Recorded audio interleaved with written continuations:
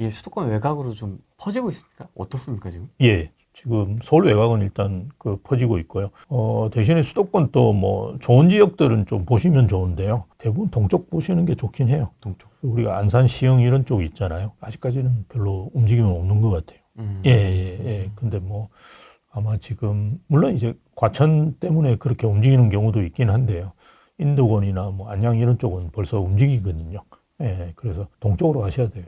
경부 라인이나. 그래서 뭐 수도권 쪽은 계속 말씀드리지만 수지구가 왜 지금 많이 오르느냐 여러 가지 효과도 있겠지만 여기가 어쨌든 반도체 라인이고 그죠 신분당선 라인이고 GTX 라인 쪽하고도 연결이 되거든요. 그래서 교통 호재와 일자리가 있는 지역을 중심으로 해서 가격이 오르니까요. 그건 무조건 염두에 두셔야 돼요. 예, 그걸 뭐 무시하고 막 내가 수도권을 찾고 있는다 이런 거는 의미가 없고요. 제가 계속 라인 이야기를 하잖아요. 네. 그래서 그 라인을 보시는 것이 좋고요. 과천 쪽도 이제 라인이라는 게 과천이 좋아지면 인도권이 좋아지잖아요. 의왕 쪽에 백운호수 이런 쪽도 좋긴 한데 저는 이제 호수보다는 그래도 교통을 보시는 게 낫다. 왜냐하면 인도권에도 보면 교통이 불편한 데가 꽤 있습니다. 물론 이제 우리가 인도권 쪽은 월판선 들어오는 걸 유심히 보셔야 돼요. 이제 청계역도 있거든요. 인도권역고 그다음 청계역이고 뭐 그다음 판교역 이렇게 월판선이 있는데 월판선은 원래는 잘 아시다시피 인천에서부터 강릉까지 가요.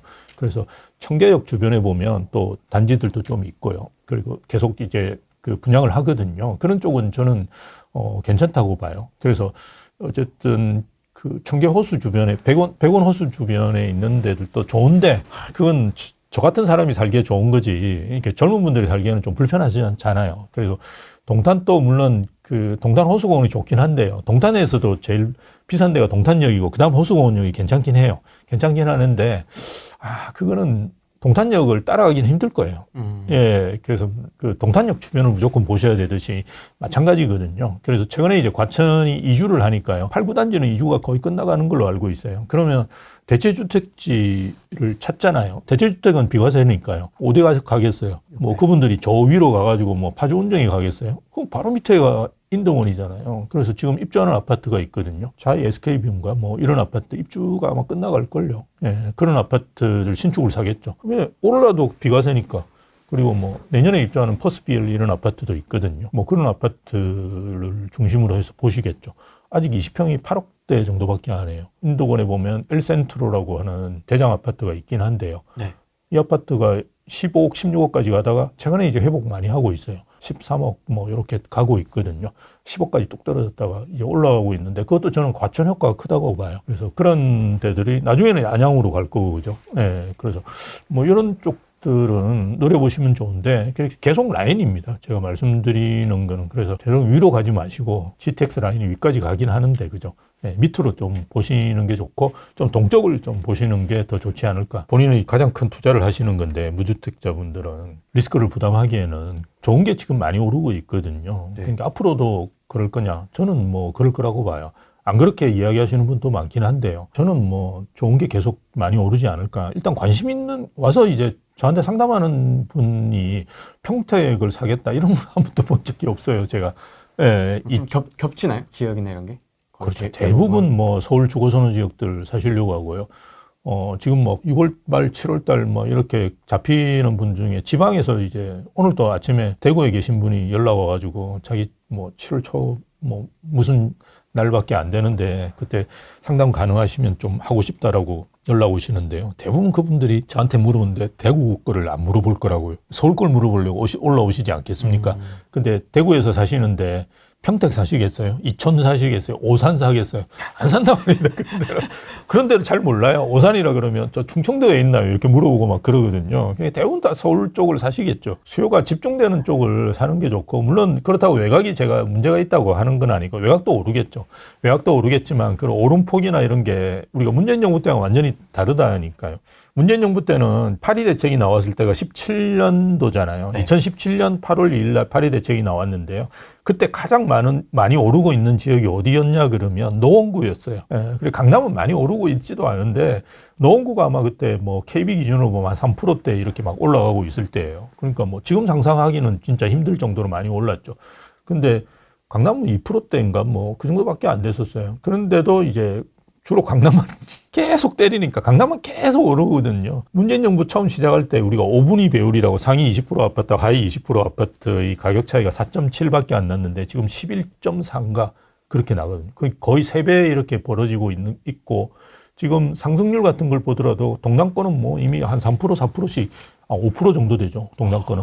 동남권은 한 5% 정도 오르는데 저쪽은 떨어지고 있거든요. 누적 기준으로 보면. 지금 다시 이제 상승으로 전환했지만 그런 상황에서 이게 강남이 30억 하는 게 막 10%씩 오르는데 저쪽은 뭐 2%, 3%밖에 안 오른다 이러면 정말 심각한 거거든요.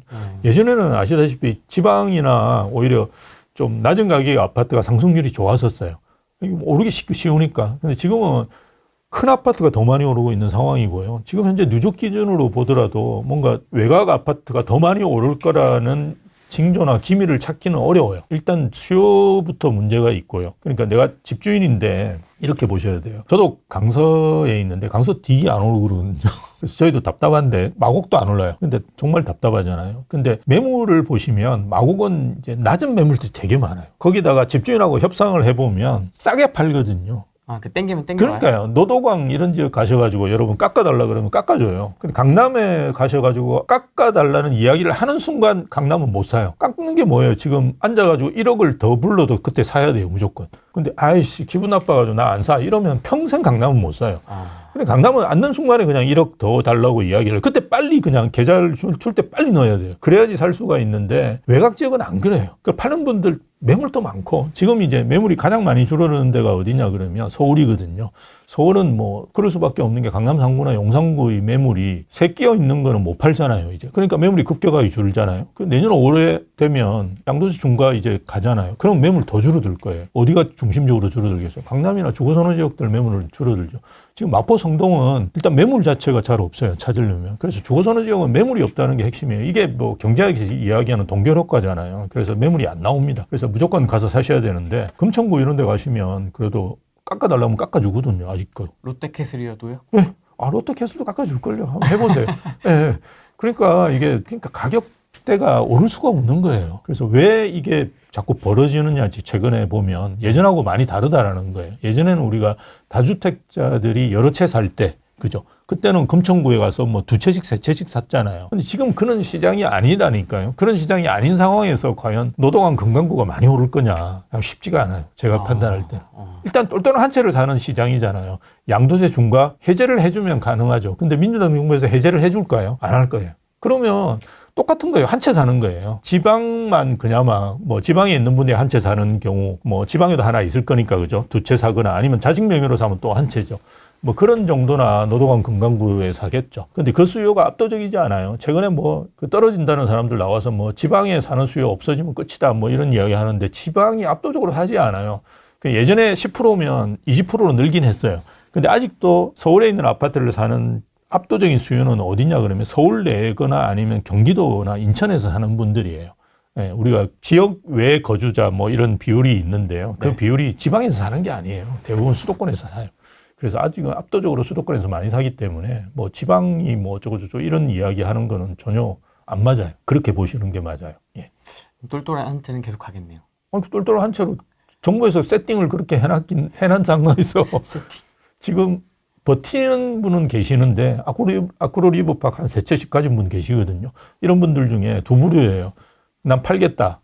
아니면 가지고 있겠다. 정말 똘똘한 것만 가지고 계신 분은 어떨 것 같으세요? 팔까요? 버틸까요? 버틸 것 같은데요? 예, 버팁니다. 어떻게든? 예. 지금 팔겠다는 분은 조금 애매한 거 가진 분이에요. 강남에 뭐 한 2-3채 가졌는데 안 올라. 예, 애매한 거, 모질이. 그런 건 파는데요. 아쿠로리박 3채 가진 분은 안 팔아요. 버틴다고 하세요. 그래서 월세로 돌리고 뭐 이런 작업들을 하고 계시거든요. 왜 안 파세요? 저도 걱정되니까. 문재인 정부 때 얼마 맞으셨어요? 종부세로? 3억 맞았대요. 근데 이제 또 파는 분 중에 좀 특이한 분 중에는 이제 은퇴한 분들은 또 이제 현금이 부족하니까 좀 팔려고 하는 분 계신데 아쿠로 리버팍을 3채 가지고 있다 그러면 현금이 1년에 뭐 5억씩 10억씩 들어오는 분들이에요. 안 팔아요. 그러니까 자기가 벌어서도 낼 수 있는 분들이 대부분이에요. 수요가 없어서 폭락한다든지 이런 분들은 좀 현장에 나가보시면 좋을 것 같은데요. 그런 분 많지 않아요. 우리가 강남에 사시는 분들 제가 상담을 해보면 PIR이라고 그러나요? 주택 가격 대비 소득 5에서 10 사이예요. 다 그냥 안정적이에요. 대부분. 그게 뭐 30, 우리가 보통 그러잖아요. 평균 소득으로 강남에 집을 사는데 30년 걸린다. 평균 소득이 강남에 집을 사는 분들이 없어요. 그렇죠. 그런 사람이 아무도 없어요. 그렇죠. 그러니까 그걸 그냥 언론에서 그죠? 좀 과장하기 위해서 그렇게 그냥 쓰는 거지. 강남에 집 사는 분이 평균 소득인 분이 어디 있습니까? 그래서 어떤 저번에 이제 제가 나가가지고 명지대인가 거기서 이제 막 이렇게 연구를 하셨는데 뭐 그 교수님들이 좋은 연구 하신 거죠. 청년 세대가 강남에 집을 사는데 50년 걸린다. 청년이 그 소득이 3천, 4천밖에 안 되는데 많아도 3천 되는 분은 되게 괜찮은 거죠. 그죠? 그런 분이 강남에 집을 살 수가 있습니까? 그건 살 수가 없어요. 그런 걸 이제 연구를 해서 막 발표를 하는 건 그 연구로서의 가치가 있는 거지. 그 현장에서는 아무 쓸모가 없는 연구예요. 그래서 그런 사람이 없습니다. 그래서 강남에 집을 사는 사람은 기본적으로 소득이 3억에서 5억은 되는 분들이세요. 그런 분들이 집을 사는데 30억짜리 사면 PIR 10의 내외거든요. 그래서 아주 정상적인 분들이 오셔서 정상적인 가격을 지불하고 사시는 거예요. 그래서 이상한 분 전혀 없습니다. 그래서 어쨌든 똘똘한 것만 세 채를 가지신 분들은 이제 버티는 거죠. 예, 나는 버티겠다. 왜? 좀 파시는 게 좋지 않습니까? 저도 이제 불안해서 말씀을 드리면 1년에 3억 이상은 오른다. 한 채만 3억 이상은 오른다. 그렇잖아요. 뭐 지금 분위기 같으면 뭐 지금 뭐 앉은 자리에서 몇 억 올리는 3억이 아니라 한 달에 3억씩 오르는데 지금 그분들이 왜 그걸 팔겠습니까? 작년 초만 하더라도 원밸리 30억대 물건이 있었어요. 저희가 36억인가 37억에 팔았어요. 지금 매물 나오는 거 정말 싼 게 50억대에 나올 거예요. 1년 사이 20억이 올랐는데 그분들이 팔까요? 안 팔아요. 정말 똘똘한 걸로 세팅된 분들은 안 팔고 버티는 거예요. 그러니까 매물이 계속 줄어드는 거예요. 문재인 정부하고 비교해보면 더 심각한 거는 입주 물량도 없어요. 그때는 입주 물량이라도 5만 세대, 6만 세대 나왔을 때예요. 물론 그게 다 입주는 아닌데 지금 뭐 만 세대 이하로 떨어지는 상황이잖아요. 그럼 뭐 폭등이 각으로 가고 있는 거예요. 심심치 않게 보일 것 같은데 예. 세 자릿수냐 두 자릿수냐 강남 안에서도 100억대냐 아니냐 아마 이렇게 좀 또 나눠지지 않을까. 그렇죠. 이제는 계산하는 게 뭐 3억, 3억. 평당 3억 이러면 하는 게 귀찮잖아요. 그래서 국평이 세 자릿수냐 아니냐 이렇게 그렇죠. 따지겠죠. 예, 그 실제로 그렇게 될 거고요. 압구정동 이제 또 재건축 하잖아요. 그게 이제 되는 순간에 2030년대 훌쩍 넘어가지고 입주하겠지만 어쨌든 반포가 먼저 한 3억을 찍지 않을까 다들 그렇게 예상을 해요. 우리가 생각할 때는 야 무슨 아파트가 평당 3억을 하냐. 그런데 외국에 나가보시면 저번 주에 상담 오신 분이 중국에서 오래 일을 하신 분이에요. 제가 물어봤어요. 상해 제일 비싼 아파트 어느 정도 해요? 그러니까 평당 5억, 6억 하죠. 그렇게. 상해는 $10,000예요, 지금 소득이. 베이징도 한 5, 6억 하는 아파트 있을걸요. 인도도 가보면 한 3억씩 해요, 아파트. 비싼 거. 제가 이야기하는 거는 제일 비싼 아파트. 제가 2010년도인가 11년도에 갔을 때 뭄바이에 1억 넘는 아파트가 있었어요. 그래서 제가 충격받았거든요. 그 빈부격차 진짜 굉장히 크잖아요. 그래서 우리가 왜 이렇게 3억씩, 5억씩 하는 아파트가 나오느냐 그러면 소득 수준이나 자산 수준에 맞춰가지고 자산들이 세팅되는 거라고 보시면 돼요. 내가 지금 소득을 1년에 뭐 10억씩 버는데 100억짜리 아파트 살 수 있잖아요. PIR 10밖에 안 되는데. 소득이 지금 0.1% 이런 분들이 엄청납니다. 늘어나는 속도가. 이제는 1%가 아니고요. 0.1%로 보셔야 되는데요. 일단 소득이나 자산 수준에 맞춰가지고 자산들이 재배치를 하는 거라고 보시면 돼요. 예전에 되게 샀었어요. 그래서 2023년도에 강남 아파트는 박앤세일이었고요. 그때 정말 싼 아파트 많았어요. 작년은 정말 엄청난 세일 기간이었고요. 올해는 마지막 살 수 있는 기회. 그 상담하러 오신 분들이 대부분 저한테 하는 이야기예요. 네, 상담하러 오신 분들. 올해가 마지막인 것 같아가지고. 그러니까 서두른다고 이야기하는 게 그런 거죠. 이제 못 사면 못 살 것 같아요. 이런 식으로. 마포 성동이 곧 아마 평당 1억 찍을 거예요. 그거는 왜 그러냐 그러면 지금 성동에 입주하는 아파트가 서울숲 아이파크 리버포레라고 하는 입주한 아파트 있는데 이미 평당 1억 찍었어요. 그 아파트가 한강 조망이 나오는 게 아니고요. 중랑천 조망이 나와요. 중랑천. 그 아파트 2차가 곧 입주할 거예요. 네, 올해 말에. 근데 이미 1억 찍었잖아요. 25평이 1억 먼저 찍었고요. 제가 25평 사라고 자꾸 이야기하는 이유도 25평이 제일 높아요. 가격대가 제일 높고 빨리 찍어요. 그래서 사라고 이야기하는 거예요. 나머지 뭐 부동산 전문가가 한국인들은 30평대는 살아야 된다 이야기. 돈이 없으면 30평대 못 살아요. 그리고 옛날 30평대가 지금은 20평대나 거의 비슷해요. 20평대가 발코니를 확장하기 때문에 둘이 3명 사는데 아무 문제가 없어요. 네, 노인분들도 사는 것도 괜찮아요. 물론 돈 많으면 큰 평수 살 수 있는데 그게 안 되는 분들이 그죠? 어떻게 가겠어요? 현실적으로. 현실적으로 내가 그 평수 되는 구로로 가겠어요? 아니면 작은 평수 있는 성동이나 마포로 오겠어요? 성동이나 마포에 와서 작은 평수를 사겠죠. 그래서 어쨌든 넘었고요. 그 포제스 한강이라고 저 광진구에 있어요. 올해 7월 달에 입주해요. 그 이미 30평이 44억을 찍었어요. 그 다른 아파트가 가만히 있을까요? 그게 입주하는데. 그건 아무것도, 그건 구리에 붙어 있어요, 거의. 그건 서울에 있는 아파트가 아니고요. 거의 구리 아파트예요.